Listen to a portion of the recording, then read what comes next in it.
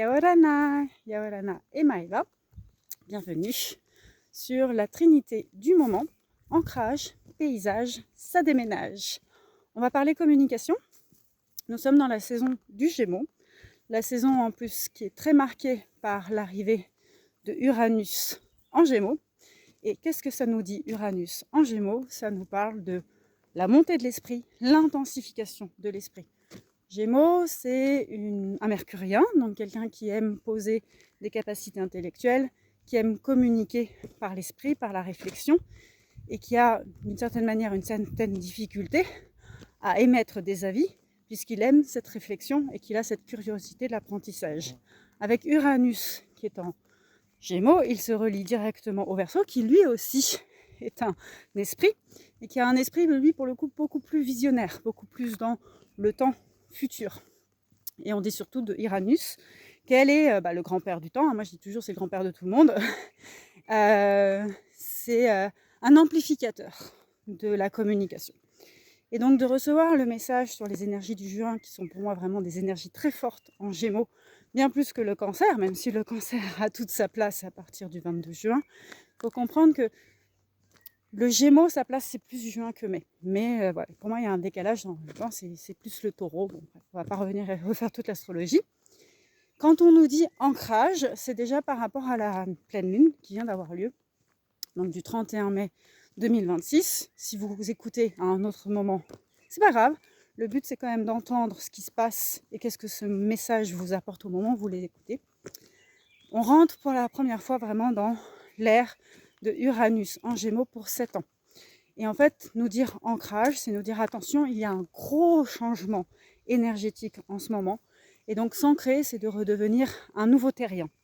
C'est de revenir à un corps qui énergétiquement change. C'est vous étiez habillé en blanc, on vous demande de vous habiller en coloré corail. Ça change, ça bouge. Quand on a des moments de transformation dans la vie, c'est nécessaire d'avoir des points de repère. Donc c'est à ça que sert ce message de l'ancrage. Et surtout, quand on est dans une période comme ça d'émulation, parce que le Gémeaux est dans l'émulation des mots, l'émulation d'une nouvelle société qu'il est en train d'entrevoir, technologique. On parle beaucoup d'innovation technologique grâce à ce placement de Uranus en Gémeaux. Mais là, on a besoin de tout dire, tout décrire, tout faire, tout innover, d'aller très vite.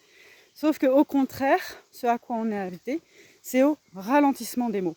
Parce qu'on sait que les mots peuvent devenir des mots, MAUX, voilà, merci, et faire beaucoup de mal. Dans une société, on n'arrête pas de dire « ouais, la clé c'est communiquer ». Mais pas communiquer au sens verbal du terme, non, non, non, non, non. Bien sûr, ça fait partie du, mais communiquer de manière verbale, conscience, respectueuse. Si on communique sans réfléchir, sans tourner cette fois sa langue dans la bouche avant de parler, eh bien on se fait plus de mal qu'à l'autre, à qui en général on adresse nos griefs. Ce qu'il faut vraiment comprendre dans l'enseignement du Gémeaux, c'est qu'il est le miroir. Vous savez, il est la flamme jumelle, l'âme sœur, le compagnon divin. Ouais. Je m'amuse un peu parce que ça m'agace, cette espèce de formatage sur la relation amoureuse. Parce qu'en fait, le premier message du jumeau, de l'âme sœur, de la jumelle, du jumeau, c'est ton autre et toi-même. Donc c'est toi-même qui est en lien avec quelqu'un d'autre, ton ombre, ou ta part magique, ta part mystique, ta part invisible qui a besoin de te communiquer quelque chose. Donc on est dans une phase où dès qu'on va dire quelque chose, si ça appartient à l'autre, donc toujours dans le cas de on parle plus à l'autre qu'à soi-même, et bien ça va faire effet boomerang, ça va nous revenir dans la tête, tes têtes, pour pas dire un autre mot. Gueule de chat, ça c'est autorisé à dire. C'est important de comprendre que quand c'est pour l'autre, ça va aller chez l'autre, ça va passer chez l'autre, ça va cheminer, le canal va être ouvert. Par contre, si c'est pour nous, boum, c'est pour nous, ça nous revient. Donc on se fait nous-mêmes une malédiction, on se dit nous-mêmes du mal. Et en fait, on prend des mots qui vont nous revenir pour qu'on réfléchisse, qu'on regarde ce que l'on a dit, ce que l'on a pensé, et qu'on l'assimile comme quelque chose de... Parce que si on l'a dit à l'autre, c'est que c'était injuste, et si ça nous revient, c'est qu'on a besoin de le faire progresser. Et donc l'ancrage va aller vers cette technique du paysage, j'ai trouvé ça très beau, ancrage paysage, je prends le temps de regarder le paysage autour de moi. Je prends le temps de regarder le pays qui a de l'âge, donc un pays qui a une mémoire, un pays qui a un territoire, qui a une diversité et une richesse de culture.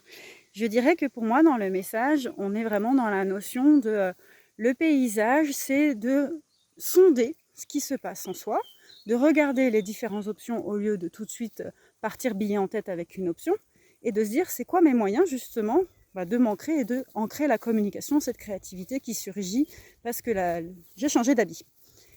En matière de communication avec l'autre, eh bien le silence est d'or parfois. Alors je vais faire une limite, c'est quand le silence est utilisé de manière manipulatoire dans la relation pour faire croire à l'autre qu'il est coupable. Ça c'est red flag total.